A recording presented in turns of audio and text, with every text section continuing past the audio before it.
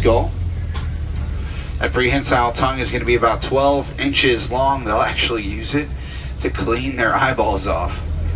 It's kind of gross. But they also, whenever they move through dense vegetation, they'll cover their eyes with their tongue, kind of protect their eyes from low-hanging branches. So they use that tongue in a lot of unconventional ways.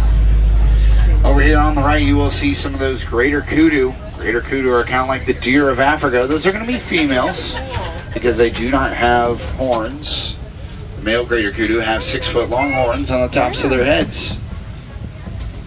Guys, there's also a saddle-billed stork right there on the right-hand side. That saddle-billed stork is going to have a wingspan that is as wide as the canopy above your head. Oh, wow. It's about 9 feet wide. And they are also one of the quietest animals on the entire reserve because they do not have vocal cords. Instead, they rattle their bills together in order to communicate. If you look way off on the left-hand side, up on the top of the hill, there's a black rhino up there. The black rhino is a very solitary, territorial animal, very large. They have a prehensile lip that allows them to grab twigs and branches off of the forest floor and trees. Unfortunately, we didn't get the best angle of the black rhino here today, but that's all right. We're going to keep on moving forward here, see if there's anything else to spot here in Little Aturi Forest.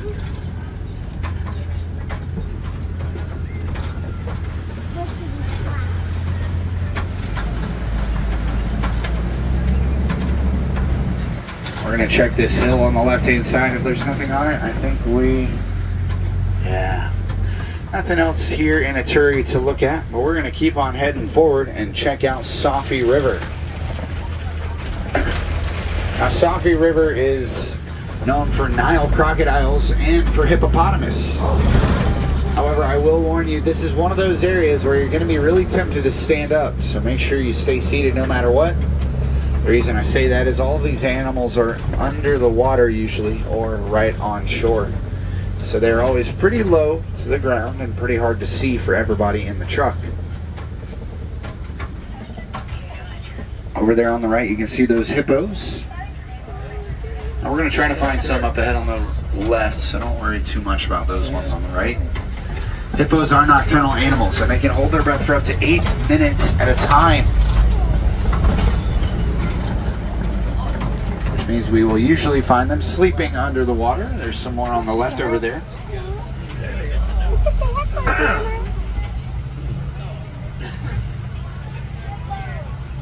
Hippos are absolutely beautiful animals. They're going to weigh about 4,000 to 5,000 pounds. They can walk along the bottom of the river with ease. They don't really need to swim. They could if they wanted to, but there's really no need. Hippos also terrified early explorers because they sweat a red coloration, which means that early explorers thought that they actually sweat blood. However, they do not. It's just a red sweat. But it did scare those early explorers that discovered the hippo. Over there on the left-hand side, you're going to see the Nile crocodile. Nile crocodile are going to stand about 16 feet long. That's about as long as a giraffe stands tall. They have very powerful jaws that they use to actually snap bone.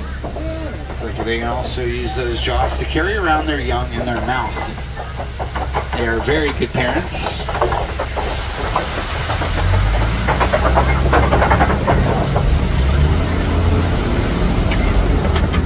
As we go forward here on the left-hand side, you'll notice the tree line begin to thin out. You start to see the sky more clearly. It means we are making our way towards the savanna where there are a lot less trees and a lot more open spaces.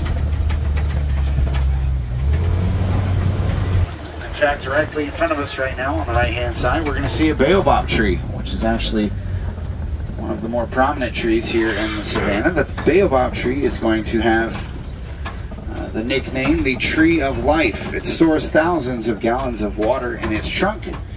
Animals that have sharp tusks and horns can pierce the trunk in order to get the water they need during the dry season.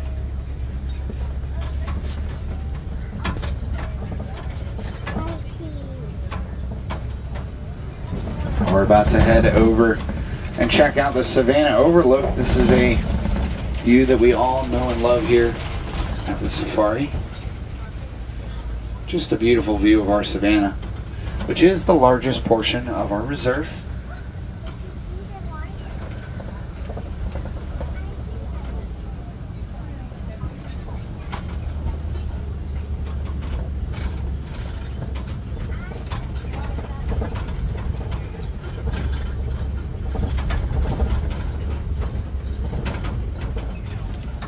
Way off on that right-hand side there, you can see some wildebeest. Wildebeest have the largest migration on the planet. They migrate in a herd of 1.5 million every single year.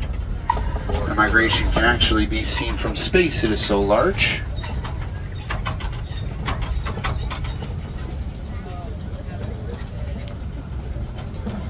A group of wildebeest is called a confusion because whenever wildebeest start to run, they actually close or squint their eyes, so they have a hard time seeing.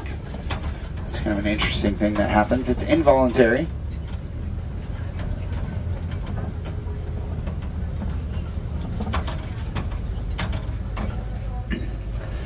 Raise your hand if you've been watching the Disney Plus series, Disney's Animal Kingdom on Disney Plus. Anybody? Okay, we got some hands. They are currently filming for season 2 here at the safari, so you might have seen that film truck there. Over here on the left-hand side, you can see the African wild dogs. Looks like they're lively out here today. The African wild dogs are absolutely gorgeous animals. They have that beautiful painted calico coat that allows them to identify each other from hundreds of yards off. Messing around with the vultures there. They're the most successful hunters in all of Africa. They have a 90% success rate when it comes to their hunts. They're going to chase their prey for hours and hours on end until their prey collapses from exhaustion. They have incredible levels of endurance. They're very impressive.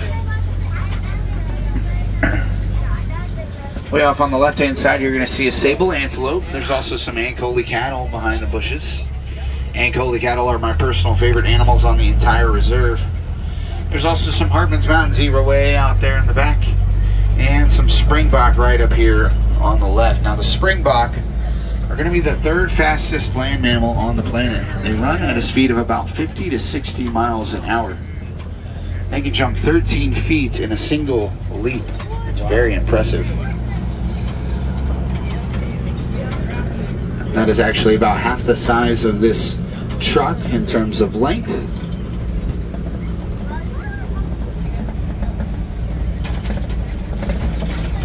Ankole cattle we saw have horns that are about 4 to 6 feet long. Those horns are going to be about 15 pounds or less. They have a honeycomb structure on the inside. Those horns are actually connected to the cow's sinus system, which means that whenever the Ankole cow gets sick, they can actually tilt their head to one side and drain any excess mucus from their face into their horns. It's kind of gross, but it allows them to alleviate sinus pressure, which allows them to stay clear-headed and vigilant on the savannah. So it's actually a really awesome survival strategy.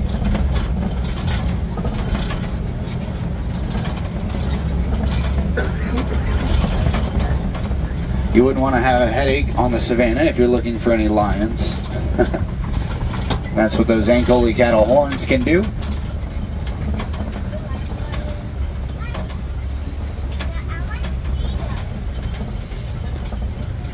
Now, usually those animals that we saw in that one spot are spread out over the entire savannah, so that's why we're not seeing much back here, but that's all right. The sable antelope we saw were those animals with the curved horns that protect their back. They're actually one of the only animals known to stand up against lions and win on a regular basis. They're very impressive animals. They are the logo for the Harambe Wildlife Reserve, mostly because of their ferocity and teamwork when it comes to protecting themselves. We want to protect these animals with the same ferocity and teamwork that those sable antelope use. Sable antelope are actually going to lay down in a circle and all face a different direction in order to look for any potential threats or predators. They're very teamwork oriented. Over there on the left, you're going to see a fan favorite. That's the Maasai giraffe there.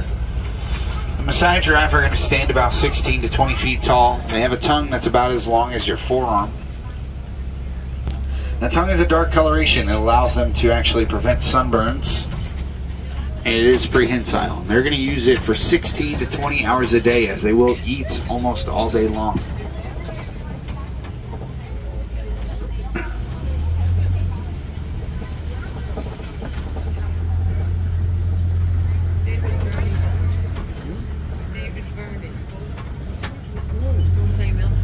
Giraffe, they're going to eat almost all day long, and they're only going to sleep for 30 minutes a day. Only 30 minutes a day, about 4 to 5 minutes at a time.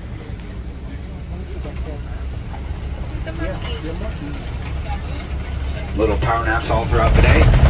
We're now heading into an area called Monkey Point. Ironically, much better for finding elephants than it is for finding monkeys. You can see an African elephant over there on the right-hand side.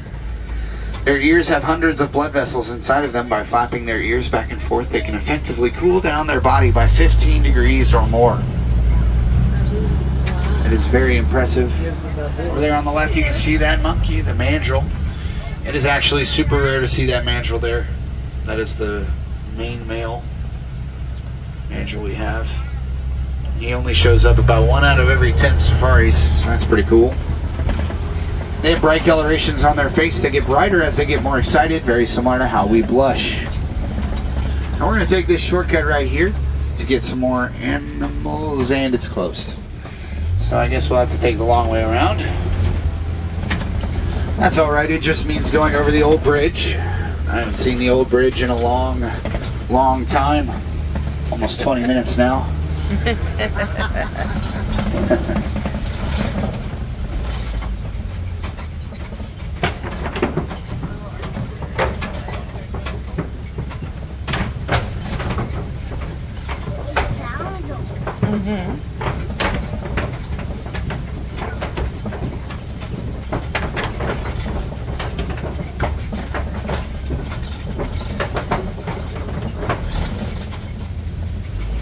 Alright, looks like we made it. So we're going to keep on going forward here. Check out the red clay pits on both sides of the truck. Elephants actually like to eat red clay. It is rich in minerals and nutrients that they don't get from their daily diet. You can actually see some tusk marks on the right from where they've been eating today. It is very similar to how we take vitamins. Very good for their health.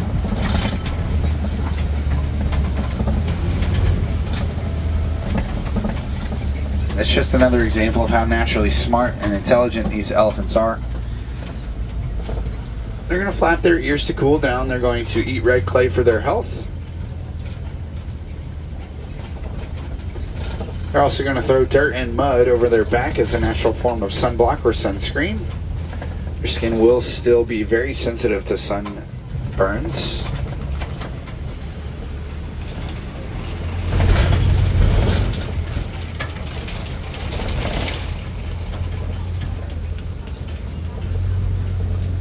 I'm not seeing any elephants in this second area yet. So we're going to hope we can see them off in the distance way up ahead, but we might not. We'll see. Sometimes we get lucky and sometimes we don't. The two safaris are ever the same. It is the blessing and the curse of safaris.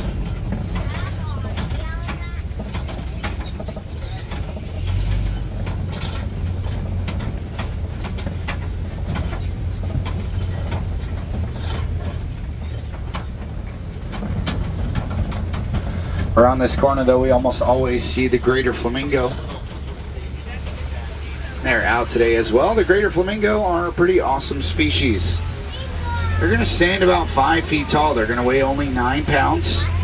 The joint in the middle of their leg is not a knee, it is actually an ankle. They get their pink coloration from the beta carotene that is found within the shrimp that they eat. It is currently nesting season, so if you look really closely, you might actually see some eggs there between those flamingos that are laying down there. Now they do get their pink coloration from the beta carotene found in the shrimp that they eat, and they're actually going to be one of the least pink flamingo species. That is because they have the largest body of flamingo species, so they will actually be fairly spread out. Their beta carotene will be very spread out. However, a lesser flamingo is going to have a much more concentrated beta carotene count, which leads to a much pinker flamingo.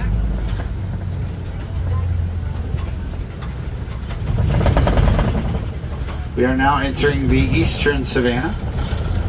There are a lot more animals, including the white rhinos, which have recently come out here. I think they just got out here this morning. You're gonna see the baby on the left-hand side.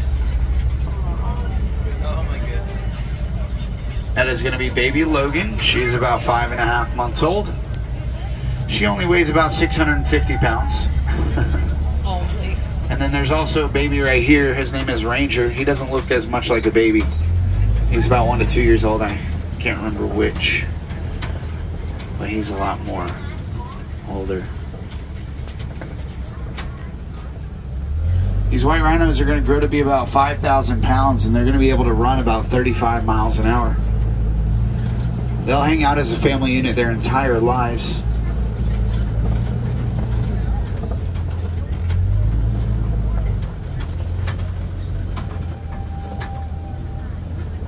We're going to see if we can find some more out here today.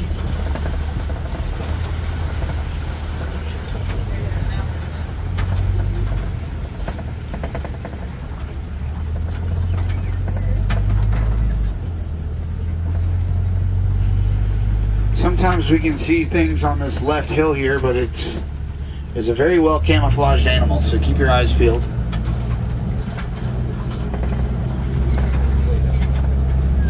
I do believe there is a cheetah or two hanging out over there on the left-hand side. Looks like it might just be one for now. Or two. There's another one there. Cheetah are the fastest land animal on the planet. They run at a speed of 60 miles an hour. They can achieve that speed in under 3 seconds. Their claws never retract. They are always extended so they can actually pull into the earth and propel themselves forward. Very similar to how we use cleats.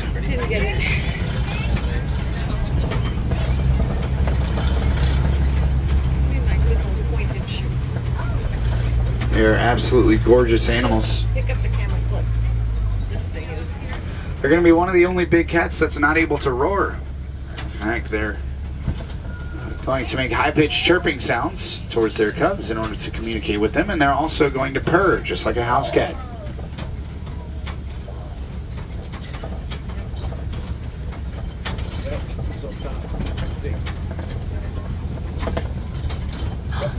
Looks like the lions are sleeping out on the rocks here today.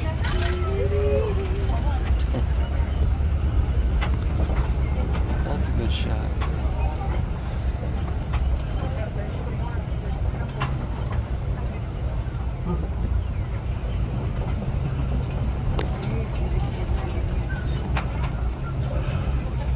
The lions are absolutely gorgeous animals.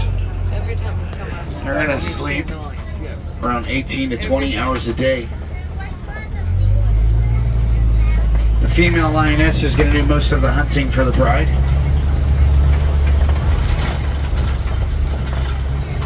They're resting this morning.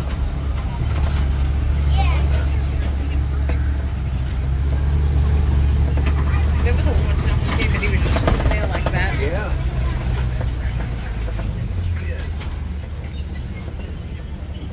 Over there on the left, you can see a warthog hanging out.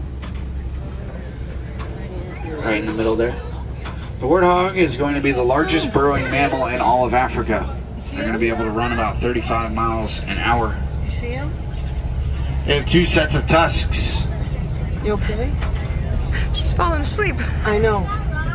She almost fell forward and banged her head. Come here. Poor baby. Over there on the right, you can see those rhinos once again. Supposed to be. Looks like they're walking back to that first area now. Keep moving back and forth here in the morning sometimes, checking out their area. They have a much wider mouth than the black rhino does. Their wider mouth is going to be much better for grazing.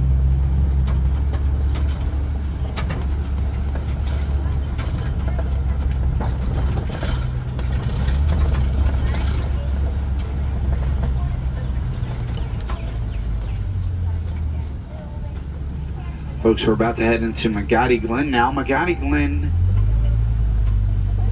is known for the Nigerian dwarf goats that like to hang out at the warden's post, help out the warden with some day-to-day activities.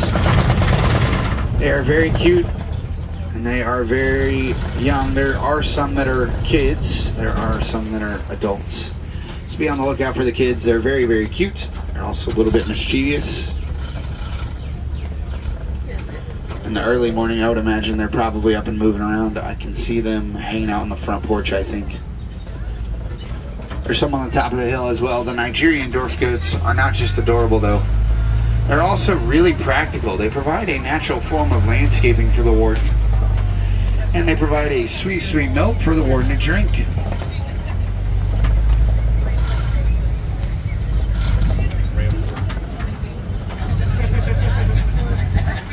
We do love the Nigerian dwarf goats.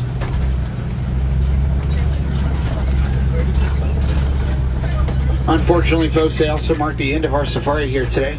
It's always a sad moment. But if you're trying to see more animals, your adventure does not stop here, and y'all have a unique opportunity because we are going back to the dock that you guys got picked up at. So we're going to drop you off at the same dock. And that means that whenever you exit, you're going to go down the exit ramp and be inside the Gorilla Falls Exploration Trail. So if you have about 15 or 20 minutes to go or to spare, I urge you to go left instead of right. If you go right, it'll take you right out to the village. If you go to the left, you'll actually get to see the lowland gorillas, the meerkats, scurvy zebra, an underwater viewing portion of the hippos, an aviary, and plenty of other animals. It's a really awesome opportunity. It's usually not very crowded at this time of the day. So I definitely urge you guys to do that. There's also going to be guides all along the trail that will tell you all about the animals, as I have done here today, and tell you how to help them out from things like recycling, reducing paper waste, setting up a pollination station maybe, donating to certain causes, spreading awareness, all sorts of amazing ways to help out. Make sure that these animals are around for generations and generations to come. I'm going to give the warden a call and let him know we're on our way.